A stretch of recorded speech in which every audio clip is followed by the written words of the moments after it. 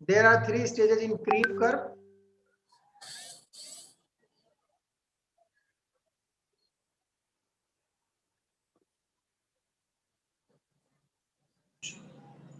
क्या भेज दिए भाई? हाँ बेटा, क्या कह रहे हो?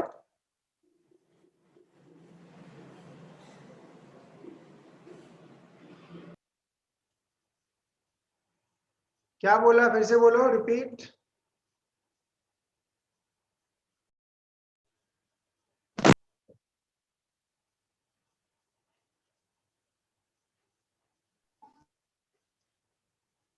विंडो बार क्रीप कर्व बेटा जो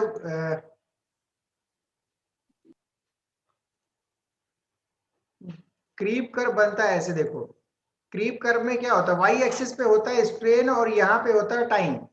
एक्स एक्सिस पे होता है टाइम और वाई एक्सिस पे क्या, सॉरी, और वाई एक्सिस पे, हाँ, वाई एक्सिस पे क्या होता है, स्ट्रेन. स्ट्रेन वर्सेस टाइम का ये प्लॉट होता है जो क्रीप कर्व बनता है. तो इसमें क्या होता है, शुरू में होता है इंस्टेंटेनियस. ये कुछ यूं चलेगा, ये कर्व पहले ऐसे रहेगा, फिर ये ऐसे जाएगा, फिर ये तीसरी स्टेज में जाके ऐसे हो जाता है. तो मतलब ज्यादा हो गया. तो इसमें देखो 3 स्टेज आपको नजर आ रही होगी. एक तो ये यहाँ से यहाँ तक वाला ये पोर्शन नजर आ रहा होगा, और एक ये बीच का फेज नजर आएगा जिसमें लगभग स्ट्रेट लाइन जैसा शेप दिख रहा होगा. और उसके बाद एक तीसरा शेप आएगा जो कि वो ऊपर की तरफ देखो यहाँ पे. तो इसमें क्या है, इधर स्ट्रेन, वाई एक्सिस पे स्ट्रेन है और एक्स एक्सिस पे आपका टाइम है. तो टाइम के साथ स्ट्रेन कैसे चेंज होती है, तो ये चीज जो इतनी नजर आ रही है, suppose this is your origin, ये चीज जो नजर आ रही है इसको बोलते हैं इंस्टेंटेनियस डिफॉर्मेशन. कि जैसे ही लोड लगाया आपने, लोड लगाने के बाद क्या हुआ, तुरंत जो डिफॉर्मेशन आता है इसको बोलते हैं इंस्टेंटेनियस डिफॉर्मेशन. मतलब इंस्टेंटेनियस डिफॉर्मेशन या इंस्टेंटेनियस डिफॉर्मेशन की वजह से जो स्ट्रेन आएगी, लोड लगाते ही तुरंत जो स्ट्रेन आ जाएगी वो ये अमाउंट हो गया इतना, ये यहाँ पे जो दिख रहा है. कुछ लोग अभी,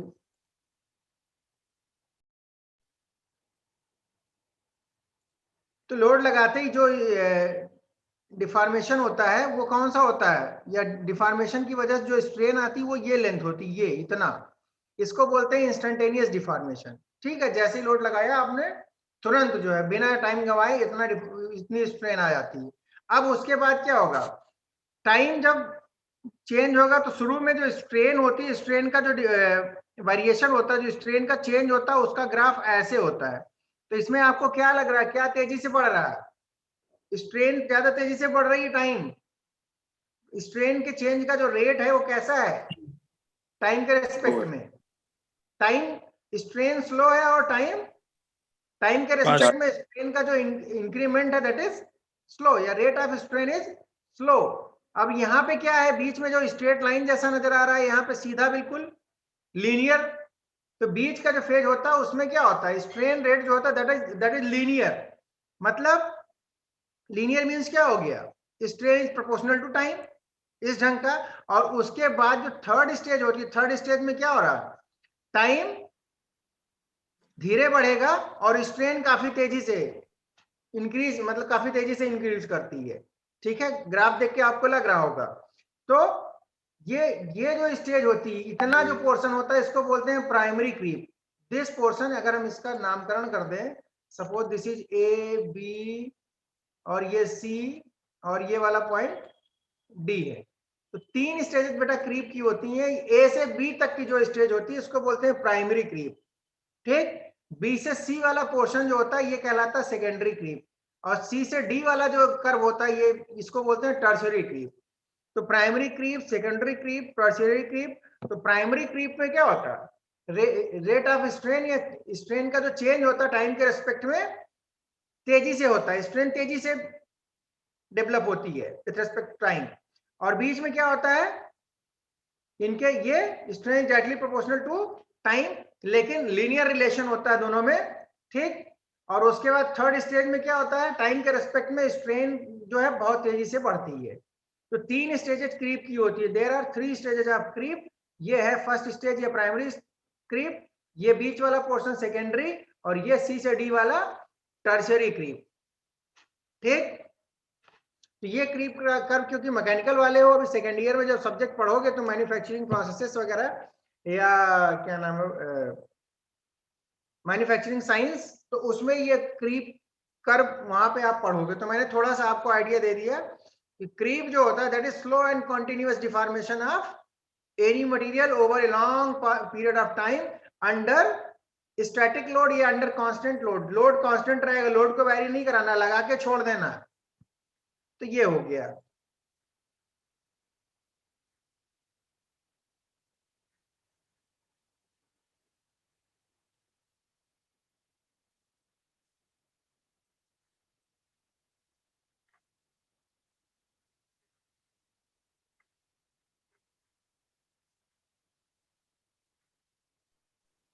हाँ, तो अभी हम ये क्रीप समझ में आ गया।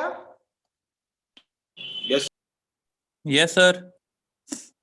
क्रीप के बाद नेक्स्ट प्रॉपर्टी इज फटीग।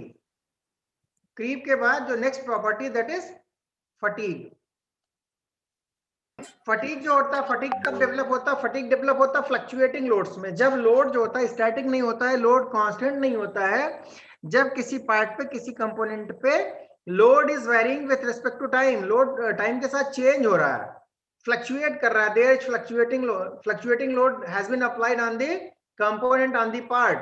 जैसे बात करो आप आईसी इंजन की बात करो, तो आपने प्रैक्टिकल्स किए होंगे, तो उसमें आपने एक पार्ट लिखा होगा, पार्ट्स में एक कनेक्टिंग रॉड होती है जो क्या करती है, जो कि पिस्टन को कनेक्ट करती है, किससे? क्रैंक से कनेक्ट करती है।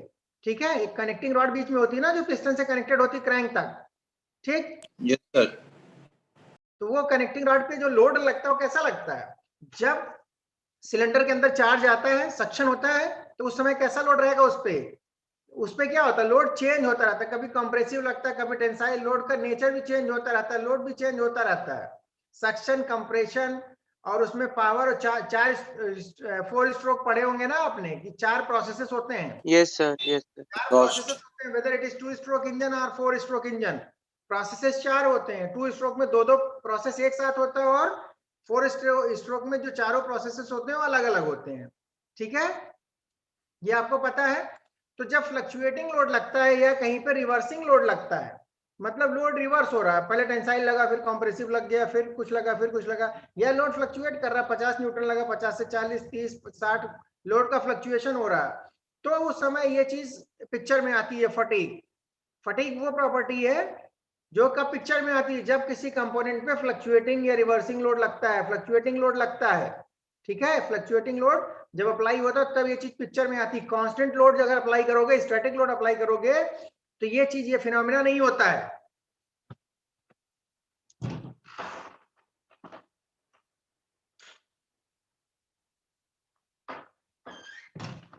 ठीक है, तो फटीग क्या है? Behaviour of materials under fluctuating loads. अभी कौन कौन है? कुछ लोग बाहर हैं क्या अभी? 1 मिनट बेटा, अटेंडेंस कॉपी कर रहा हूँ, ठीक है, एडमिट और आने दो।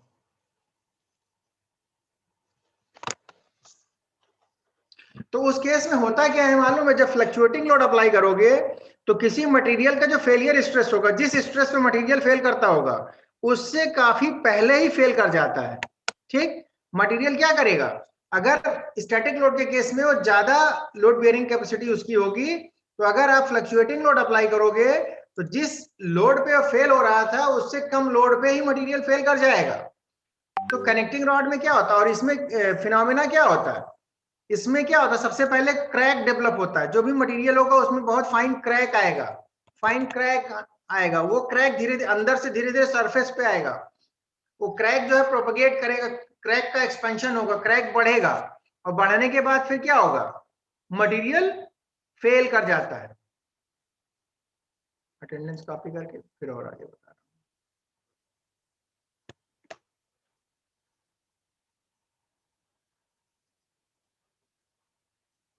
अच्छा, क्लास शुरू होने से पहले पढ़ते हो आप लोग? टाइम ही नहीं मिलता होगा, क्यों बच्चों? Yes sir. सही बात है, बिल्कुल टाइम नहीं मिलता होगा।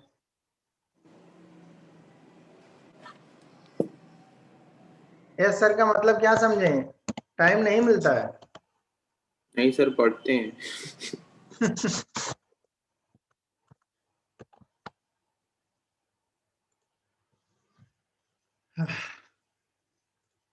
चलो बेटा, फटीग। तो पहली चीज ये जान लेना, क्रीप जो होता है वो अलग फिनोमेना है। क्रीप कब होता है? जब स्टैटिक लोड लगाते हैं over a long period of time. Fatigue कब होता है? फटीग जो होता है वो फ्लक्चुएटिंग लोड के केस में होता है, वेरिंग लोड के केस में होता है। जब लोड टाइम के रेस्पेक्ट में वेरी करता रहता है, चेंज करता रहता है, तो उस समय फटीग पिक्चर में आता है। फटीग में अगर कोई मटेरियल क्या है, उसकी फेलियर स्ट्रेंथ या जिस स्ट्रेस पे या जिस लोड पे वो फेल कर रहा है, नॉर्मल स्टैटिक लोड के केस में अगर आप फ्लक्चुएटिंग लोड अप्लाई करोगे तो उससे कम ही लोड पे वो क्या होगा? फेल कर जाएगा। समझ में आया? आप भी आम बोलचाल की भाषा में कहते हो आज बहुत फटीग है, बहुत फटीग हो गया है। फटीग होने का मतलब क्या हो गया कि तरह तरह के काम आ गए, एकदम वैरायटी, वो अलग अलग सब कुछ आ गया और फटीग हो गया, दिन भर हालत खराब हो गई। सिस्टमेटिक वे में नॉर्मल वर्क करना हो, एक काम हो आप कर रहे हैं तो आपको उतना फटीग नहीं होगा। तो फटीग क्यों होता है? फटीग तभी होता है जब ना आम बोलचाल की भाषा में जब बोलते हो तो फटीग कब होगा? जब फ्लक्चुएशन होता है, तमाम तरह का वो सेटअप, अलग अलग चीजें अलग ढंग से चीजें करते हो तो बोलते हो आज बहुत हालत खराब हो गई। ठीक, तो फटीग को वैसे ही कोरिलेट कर सकते हो याद रखने के लिए कि जब लोड फ्लक्चुएट करता है, लोड में जब फ्लक्चुएशन होता है, जो लोड अप्लाई हो रहा है अगर वो फ्लक्चुएट कर रहा है, ठीक है, उसमें वेरिएशन हो रहा है विद रिस्पेक्ट टू टाइम, तो ये फटीग पिक्चर में आता है। और उस केस में मटेरियल जो होता है वो अपने फेलियर लोड या फेलियर स्ट्रेस के से काफी कम लोड या कम स्ट्रेस पे ही फेल कर जाता है। ठीक, तो फटीग के लिए हम एक डायग्राम पढ़ते हैं, एसएन डायग्राम पढ़ेंगे मैकेनिकल वाले, जिसको बोलते हैं एसएन डायग्राम। ठीक है, ये ओलर डायग्राम भी बोलते हैं उसको। S N, capital S capital N, N है नंबर ऑफ साइकिल्स और एस है स्ट्रेस। स्ट्रेस और नंबर ऑफ साइकिल्स के बीच में हम एक उसमें ग्राफ प्लॉट करते हैं। वाई एक्सिस पे होता है स्ट्रेस और एक्स एक्सिस पे क्या होता है? Number of cycles. बताऊं कि ना बताऊं? ज्यादा हो जाएगा। चलो, जानना है? छोड़ दूं, आगे बढ़ो। बता दीजिए सर।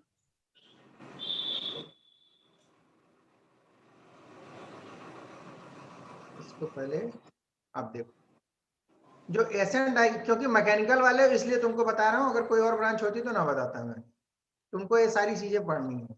तो जो एसएन डायग्राम बनता है बेटा, वाई एक्सिस पे होता है एस मतलब स्ट्रेस, और एन एक्स एक्सिस पे होता है नंबर ऑफ साइकिल्स। तो एक साइकिल का मतलब क्या होता है कि जैसे 100 न्यूटन लगा, 100 न्यूटन के बाद 50 न्यूटन लगा, फिर 100 लगा, फिर 50 लगा, ऐसे मान लो। या 100 टेंसाइल लगा, 100 कंप्रेसिव लगा, फिर 100 टेंसाइल, फिर 100 कंप्रेसिव, टेंसाइल कंप्रेसिव। तो एक साइकिल में क्या हो रहा है? एक बार 100 टेंसाइल और एक बार 100 कंप्रेसिव, तो उसको बोलेंगे एक साइकिल। ठीक, तो ऐसे जब फ्लक्चुएटिंग लोड अप्लाई होता है, नंबर ऑफ साइकिल्स और स्ट्रेस के बीच हम जब ग्राफ प्लॉट करते हैं, तो ये ग्राफ मालूम है कुछ, ये कुछ ऐसे बनता है। ये एक पर्टिकुलर स्टील के लिए है, स्टील जैसे है ये। एक मिनट, पूरे क्लियर हो गया।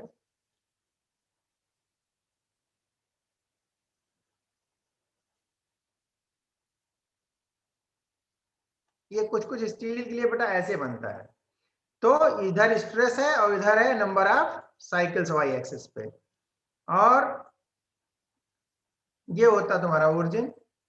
अब ये पॉइंट जो मिल रहा है तुम्हें, ये इसके करस्पॉन्डिंग जो स्ट्रेस है, अब यहाँ पे देखो दो चीजें हैं। जब जैसे स्टील के रेस्पेक्ट में बात करें तो वहां पे ये होता है कि 10 to the power 6 number of cycles stress की वो वैल्यू, यहाँ पे cycles log log graph paper पे इसको प्लॉट करते हैं, 10 की पावर 1, 10 की पावर 2, 10 की पावर 3, ऐसे नंबर ऑफ साइकिल्स लेते हैं, 10 की पावर 4, 10 की पावर 5, 10 की पावर 6। तो स्ट्रेस की वो वैल्यू जिसके करस्पॉन्डिंग कोई component 10 to steel component 10 to the power 6 cycles तक सरवाइव कर जाए, मतलब इनफाइनाइट लाइफ बोलते हैं। यहाँ पे एसएन कर्व जब प्लॉट करते हैं तो अगर 10 to the power 6 number of cycles तक कोई कंपोनेंट सरवाइव कर रहा है, ठीक है, फेल नहीं हो रहा है, तो उसके करस्पॉन्डिंग जो स्ट्रेस होगा, उस स्ट्रेस को क्या बोलेंगे? उसको बोलते हैं फटीग लिमिट। उसको क्या बोलेंगे? Fatigue limit.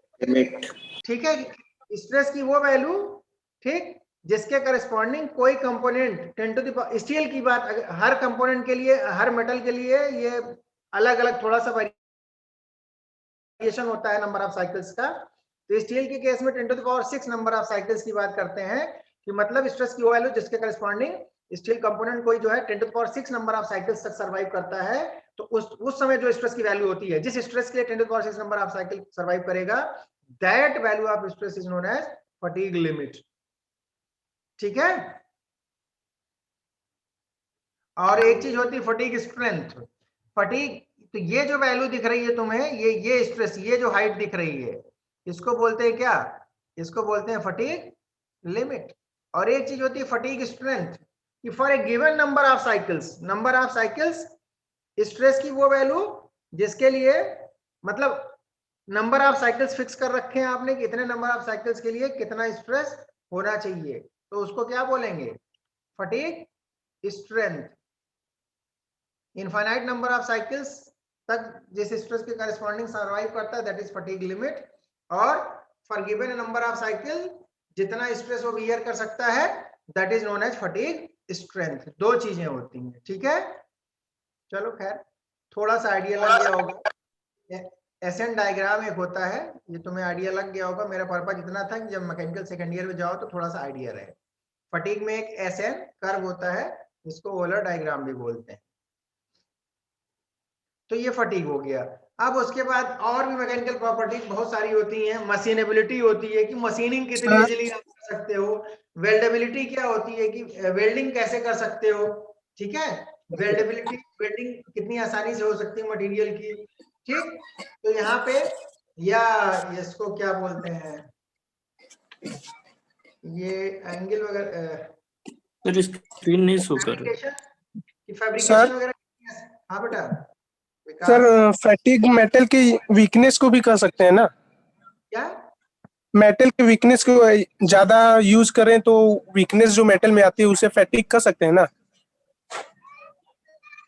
बेटा मटेरियल जो है, हाँ एक तरह से, मैं सुनो पहले, मटेरियल जी में सर। वीकनेस आएगी कब? वीकनेस जब आएगी तब जब उसको जब अलग यूज अलग ज्यादा लोड, करें तरह उसे। तरह के लोड, अलग अलग जी सर। कंडीशंस में उसको यूज करोगे। लोड जब कांस्टेंट नहीं रहेगा, लोड जब फ्लक्चुएट करेगा, तो मटेरियल वीक हो जाता, समझ लो। और वीक होने का मतलब क्या? कम लोड पे ही फेल करता है।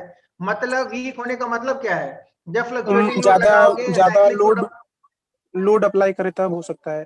हाँ बेटा, ज्यादा लोड अप्लाई करे तब वीकनेस हो सकता है मेटल में। नहीं, ज्यादा लोड की कहानी तो अलग हो गई, वो तो एक अलग चीज है। ज्यादा लोड पे वीक हो जाएगा।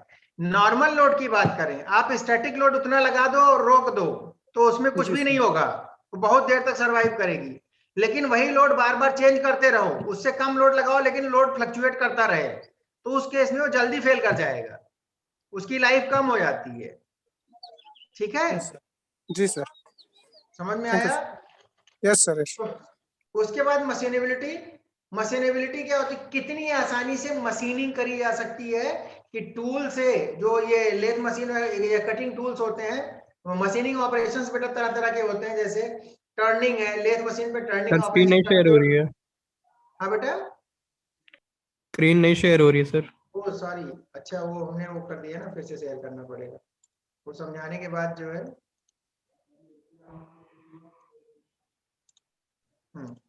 अभी सही है ना? तो ये क्या है मशीनेबिलिटी? हाँ बेटा, अभी ठीक है ना? कुछ नहीं सर, पढ़ाई। यस सर, नहीं दिख यस रहा? दिख रहा है सर। दिखना चाहिए। हो रहा है ठीक है, तो मशीनेबिलिटी वगैरह हो गया। मशीनेबिलिटी है कि कितनी इजीली उसकी मशीनिंग की जा सकती है, मतलब कटिंग टूल्स की वजह से, हेल्प से उसका मटेरियल रिमूवल किया जा सकता है, उसको अलग अलग शेप में लाया जा सकता है। That property is known as machinability. तो आपको इतना नहीं, आप ये जो 12 ऊपर वाली लिखी है, ठीक, ये मशीनेबिलिटी, ये कितनी आसानी से उसकी वेल्डिंग हो सकती है, वेल्डेबिलिटी बोलते हैं और सारी, लेकिन जो ऊपर बताई मेन वही है। ठीक, तो ये प्रॉपर्टीज याद कर लीजिएगा, इसको समराइज कर लीजिएगा सारी, मैकेनिकल वाले हो या आगे अगले थर्ड सेमेस्टर में सब काम आएंगे। अब बात करते हैं स्ट्रेस स्ट्रेन डायग्राम। ये मैं बता चुका हूं, इसको मैं पहले एक्सप्लेन कर चुका हूं। Stress strain diagram curve for ductile materials. Ductile materials वो मटेरियल्स जिनमें डक्टिलिटी होती है, जैसे कि माइल्ड स्टील। माइल्ड स्टील में क्या होती है? डक्टिलिटी होती है, वो डक्टाइल मटेरियल होता है, उसको आसानी से वायर के फॉर्म में कन्वर्ट कर सकते हो। That wire will have good strength, मजबूत भी रहेगा वायर, ऐसा नहीं है कि वायर के फॉर्म में कन्वर्ट कर दिया और जरा सा लोड लगाया टूट गया। तो जो माइल्ड स्टील होता है that is a ductile material, ऐसी कास्ट आयरन जो होता है that is a brittle material. ठीक है, उसमें डिफॉर्मेशन ज्यादा नहीं होगा और सीधे टूट जाता है थोड़ा सा डिफॉर्मेशन पे। लेकिन जो डक्टाइल मटेरियल होता है उसमें अप्रिशिएबल अमाउंट ऑफ डिफॉर्मेशन होता है फ्रैक्चर से पहले। तो अब स्ट्रेस स्ट्रेन डायग्राम कैसे प्लॉट करते हैं, उस दिन तुम्हें बताया था कि वाई एक्सिस पे स्ट्रेस, एक्स एक्सिस पे स्ट्रेन है, elastic region, plastic region, necking region, last में फेलियर, ये सारी चीजें हमने आपको, ये A up to A point O से ए का जो region that is proportionality limit वाला रीजन है, बी पॉइंट जो है that is elastic limit, C point upper yield point, D lower yield point. Yielding होती है, यील्डिंग मींस मटेरियल में मॉलिक्यूलर लेवल पे चेंजेस आते हैं उसमें, ठीक है। वो उसके बाद फिर क्या होता है, फिर उसमें परमानेंट डिफॉर्मेशन, मतलब परमानेंट डिफॉर्मेशन यहाँ वही अपर यील्ड पॉइंट पे पहुंचने के बाद क्या होगा, उसमें परमानेंट डिफॉर्मेशन शुरू हो जाता है। तो यील्डिंग एक फिनोमिना होता है जो कि मॉलिक्यूलर लेवल पे होता है, जो मॉलिक्यूल्स होते हैं वो शुरू में तो ज्यादा, जैसे मतलब अपोज ज्यादा करेंगे, अपोज ज्यादा करने के बाद क्या होता है उनमें मॉलिक्यूलर लेवल पे थोड़ा सा यहाँ पे डिप कर रहा है ना, हल्का सा ये, ठीक। तो ये जो प्रोसेस होता है सी से, ये सी जो होता है that is upper yield point, D जो है लोअर यील्ड पॉइंट, ये यू जो है अल्टीमेट स्ट्रेस पॉइंट यहाँ पे लिखा नहीं है, इसको लिख लीजिएगा, और एफ इज फ्रैक्चर पॉइंट। तो इसको, और डक्टाइल मटेरियल जो टूटता है, डक्टाइल मटेरियल का जो फ्रैक्चर होता है उसमें नेक फॉर्मेशन होता है, और नेक फॉर्मेशन के बाद cup and cone, male and female cup and cone type का जो है शेप टूटता है। इसमें जो टूटने के बाद एक मेल फॉर्म में और फीमेल फॉर्म में, या एक कप के फॉर्म में और एक कोन के फॉर्म में, ठीक है, ये फ्रैक्चर या रप्चर होने के बाद शेप नजर आता है। तो अब देखो यहाँ पे सारी लिमिट्स, प्रोपोर्शनलिटी लिमिट कहाँ है, वो पॉइंट जहां तक स्ट्रेस डायरेक्टली प्रोपोर्शनल है किसके, स्ट्रेन के, वो उस पॉइंट के करस्पॉन्डिंग जो स्ट्रेस होता है उसको बोलते हैं प्रोपोर्शनलिटी लिमिट। यहाँ पे ए पॉइंट के करस्पॉन्डिंग स्ट्रेस जो है, मतलब ये हाइट जो मिलेगी, ये वाई एक्सिस पे जो हाइट ए के सामने मिल रही तुम्हें, तो जो स्ट्रेस की वैल्यू होगी उसको प्रोपोर्शनलिटी लिमिट, बी के सामने जो हाइट मिलेगी उसको बोलेंगे इलास्टिक लिमिट, सी के पॉइंट जो, सी के अपोजिट जो मिलेगी सी के इधर, उसको बोलेंगे stress corresponding to upper yield point. अब यहाँ पे देखो elastic proportionality limit, elastic limit, elastic limit में क्या होता है, स्ट्रेस की वो वैल्यू जहां तक मटेरियल छोड़ने पे मटेरियल अपने ओरिजिनल शेप साइज को रिगेन कर लेता है, उसको आप बोलते हो क्या, इलास्टिक लिमिट। अब इलास्टिक लिमिट के बाद अपर यील्ड पॉइंट और लोअर यील्ड पॉइंट जो होते हैं, इनमें क्या हो रहा है,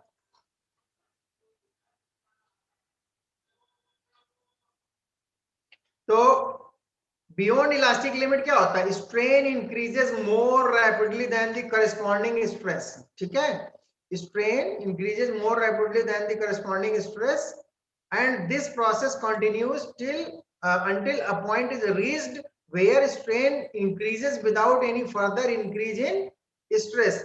This phenomena is known as yielding of material. In region CD, material becomes perfectly plastic and deforms without an increase in applied load.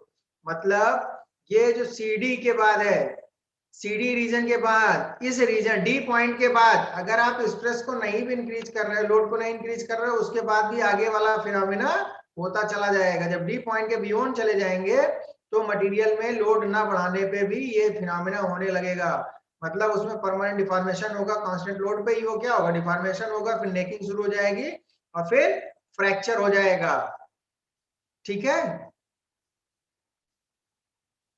Ultimate stress point after yielding, yielding होने के बाद जो ऊपर दिया नहीं है ये अपर, ये अल्टीमेट स्ट्रेस पॉइंट यहाँ पे, ये जो है ये इसके करस्पॉन्डिंग यू यही है ये वाला। तो यहाँ पे क्या होता है, यहाँ पे होता है after yielding further increase in load, अगर लोड बढ़ाते हो stress again starts increasing till the stress reaches the maximum value at point E, E पे मैक्सिमम वैल्यू मिलेगी स्ट्रेस की, इसको अल्टीमेट स्ट्रेस कहते हैं, और stress corresponding to E is known as ultimate stress या ultimate strength of the material। और फिर फ्रैक्चर E पॉइंट के बाद चलेंगे तो नेक फॉर्मेशन शुरू हो जाएगा और स्ट्रेस लगेगा कि अपरेंट स्ट्रेस लिखा हुआ है कि डिक्रीज हो रहा है क्योंकि उसका क्रॉस सेक्शन घट रहा है, और आप एरिया जो होते हैं ओरिजिनल लेते हो तो उसकी वजह से क्या होता है, लगेगा कि स्ट्रेस डिक्रीज हो रहा है। लेकिन वास्तव में अगर ट्रू स्ट्रेस स्ट्रेन डायग्राम देखेंगे तो वहां पे ऐसा नहीं होता। हमने तुमको ये बताया था ना कि इंजीनियरिंग स्ट्रेस स्ट्रेन डायग्राम और ट्रू स्ट्रेस स्ट्रेन डायग्राम, क्यों बच्चों? No sir. नहीं पढ़ा है? नो सर, अभी नहीं बताया आपने। अभी बताते हैं, रुको यही देखो। बताए थे कि हमको ये अगर यही कर्व ये देखो, ये ऐसे जाके ये पॉइंट यहाँ पे आता है, ठीक है, फ्रैक्चर। अगर ये कर्व ऐसे बना होता है, ऐसे आके यूं होके ये ऐसे जाके फ्रैक्चर होता है, ठीक, मतलब स्ट्रेस बढ़ रहा है। एक्चुअल, इसको बोलते हैं एक्चुअल स्ट्रेस स्ट्रेन डायग्राम, इस टाइप का कुछ बनता है, ठीक। और ये जो हमारा है ये है इंजीनियरिंग, ये जो तुमको यहाँ तुम्हारे इसमें डायग्राम में जो बना है, this is engineering stress strain diagram. और ऊपर ये जब यहाँ से ऐसे चला जाता है इसको बोलते हैं एक्चुअल स्ट्रेस स्ट्रेन डायग्राम। वास्तव में क्या होता है, यहाँ से नेकिंग शुरू हो जाती है ना, इस जगह से नेक फॉर्मेशन, मतलब ये देखो नेक फॉर्मेशन ये हो रहा है, ये तो यहाँ पे क्रॉस सेक्शन एरिया घट रहा है ना। तो जब क्रॉस सेक्शन एरिया घट रहा है तो स्ट्रेस की वैल्यू क्या होगी, लोड अगर सेम है तब भी स्ट्रेस क्या होगा, लोड अपॉन एरिया करोगे, एरिया घट रहा है तो स्ट्रेस इसका मतलब क्या होगा, दैट विल इंक्रीज ना, डिक्रीज थोड़ी ना करेगा। Yes, sir. तो वो इंक्रीज करेगा अगर आप एक्चुअल एरिया लेते हो, उस पॉइंट ऑफ टाइम पे जो एक्चुअल एरिया उस एरिया से डिवाइड करोगे तो स्ट्रेस की वैल्यू वो उसका डायग्राम ऐसे बनेगा। लेकिन क्योंकि हम स्ट्रेस जब लेते हैं तो स्ट्रेस निकालने के लिए एरिया हमेशा ओरिजिनल वाला ही लेते हैं, कौन वाला, जो एरिया यहाँ दिख रहा है तुम्हें, यहाँ वाला एरिया वही लेते हैं, जबकि एरिया एक्चुअल में कम हो चुका है। तो जब वही एरिया लेते हैं स्ट्रेस निकालते हैं तो वो वाला ग्राफ ऐसे बनता है, ये वाला, इसको बोलते हैं इंजीनियरिंग स्ट्रेस डायग्राम। और ये वाला होता है ट्रू या एक्चुअल, ये वाला। समझ में आया क्या डिफरेंस है?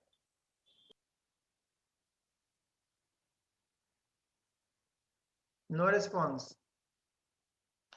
यस सर सर, आ गया। आ गया ना, चलो। तो इसके बाद बेटा अब ये देखो stress strain diagram for brittle materials. जो ब्रिटल मटेरियल्स होते हैं, तो ब्रिटल मटेरियल में क्या होता है, उनमें क्या होता है, डिफॉर्मेशन नहीं होता, उनका स्ट्रेस स्ट्रेन डायग्राम ऐसे होता है। पहली चीज तो देखो ये वाई एक्सिस के करीब नजर आ रहा होगा ये आपको, ये जो ग्राफ है ये क्या दिख रहा है, ये लाइन जो है ये किस तरफ है, वाई के ज्यादा करीब है ना, मतलब स्ट्रेन नहीं बढ़ रहा, स्ट्रेस बढ़ता चला जा रहा है, स्ट्रेन बहुत थोड़ी सी बढ़ रही है, स्ट्रेन बहुत थोड़ी सी डेवलप हो रही है, स्ट्रेस बढ़ रहा है। और उसके बाद ये जो एफ, ये थोड़ा इतना, ये तुरंत उसके बाद क्या होता है, सीधे फ्रैक्चर हो जाता है। इसमें देखो उस ढंग का फिनोमेना नहीं होता जैसे उसमें माइल्ड स्टील वाले में हुआ था डक्टाइल मटेरियल में, कि प्रोपोर्शनलिटी, इलास्टिक, अपर लोअर और वो दुनिया भर की कहानी, ठीक। यहाँ पे यील्डिंग वगैरह नहीं होती, नेकिंग नहीं होती है, नेक फॉर्मेशन वगैरह जैसी कोई चीज नहीं होती। यहाँ पे आप लोड लगाओगे हल्का सा कुछ डिफॉर्मेशन होगा, उसका थर्ड से टूट जाता है। तो ये ब्रिटल मटेरियल का जो स्ट्रेस स्ट्रेन डायग्राम होता है वो ऐसे होता है। ब्रिटल मटेरियल जैसे कास्ट आयरन हो गया, ठीक। तो पी क्या है तुम्हारा, ये पॉइंट ए जो है प्रोपोर्शनलिटी लिमिट है, और पॉइंट एफ क्या है, दैट इज फ्रैक्चर पॉइंट। ये इतना ज्यादा नहीं झुकेगा, हल्का सा झुकेगा और खट से फेल कर जाता है। तो ये ब्रिटल मटेरियल के लिए स्ट्रेस स्ट्रेन डायग्राम ऐसे होता है, और डक्टाइल मटेरियल के लिए, ठीक है, समझ में आया? Yes, yes sir. Sir. Yes sir. अब देखते हैं एक अलग चीज, deformation of bars under new share. चलो अब ये नई चीज, एक अगला टॉपिक इसी यूनिट में जो है, that is deformation of bars under axial load. किसी बार पे, किसी रॉड पे जब हम एक्सियल लोड अप्लाई करते हैं, ठीक है, उसकी एक्सिस के अलोंग जब लोड अप्लाई करते हैं तो उसमें डिफॉर्मेशन कैसा होता है, उसका इलोंगेशन कैसा होता है, उसमें स्ट्रेन कितनी आएगी, तो वो ये है, ठीक है। तो ये बताओ स्ट्रेन हुक्स लॉ क्या कहता है, अगर नॉर्मल स्ट्रेस की बात आप करते हो, ठीक है, बार जो भी बार या रॉड्स है, ठीक है, तो बार वगैरह में क्या होता है, एक्सियल लोड लगाएंगे तो उसमें क्या होगा, लेंथ में इंक्रीज होगी, लेंथ इंक्रीज होगी, देयर विल बी इलोंगेशन।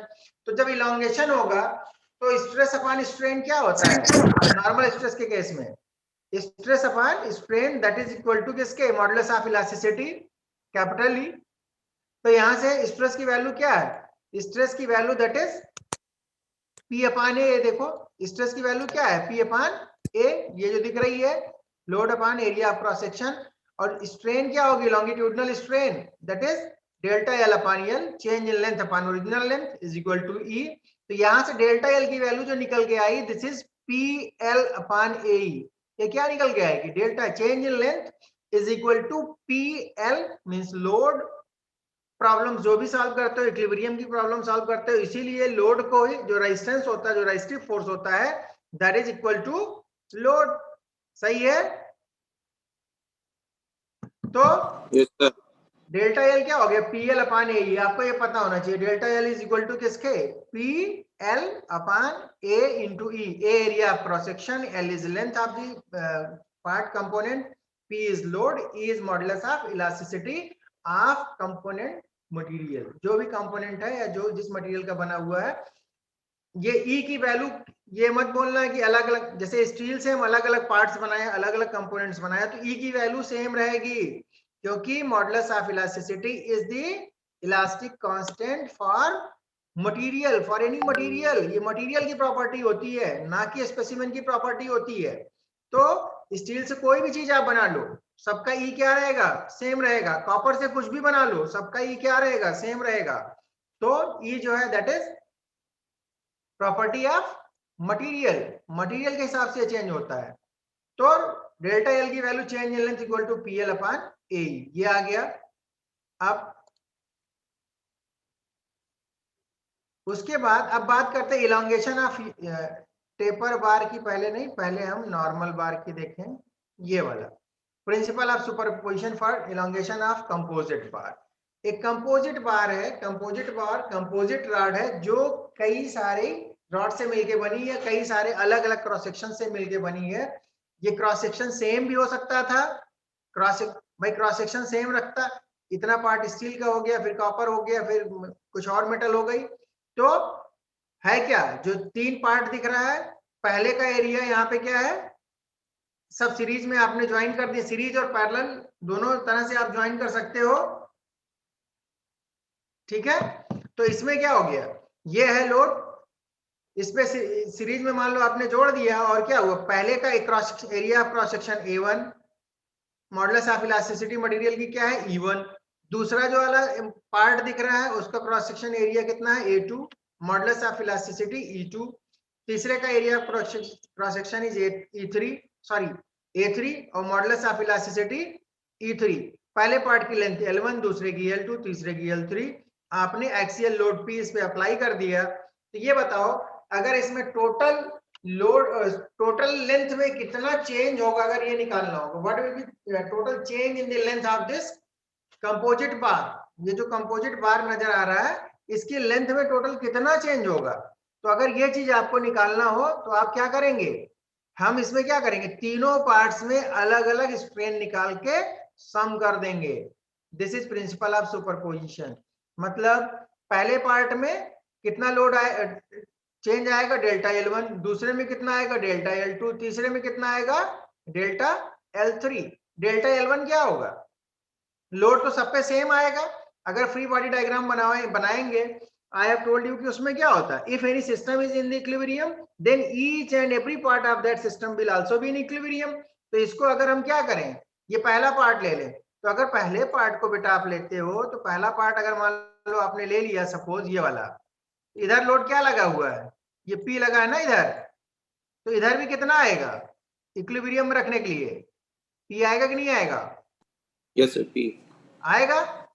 तो ऐसे ही दूसरे पार्ट पे भी आएगा, इधर P है, दूसरे पार्ट पे इधर P है, उधर P, तीसरे पे भी ऐसे इधर P तो इधर P, तो तीनों पे लोड क्या रहेगा, सेम P। तो डेल्टा L1 क्या होगा, डेल्टा L1 भी विल भी कितना, P L1 अपान A1 E1। होगा। डेल्टा L1 क्या होगा, डेल्टा L1 पहले पार्ट में जो चेंज आएगा that will be equal to किसके, ये देखो PL अपान यही होता है ना, तो लोड तो सब में सेम है, तो P1 की बात ही नहीं है। P1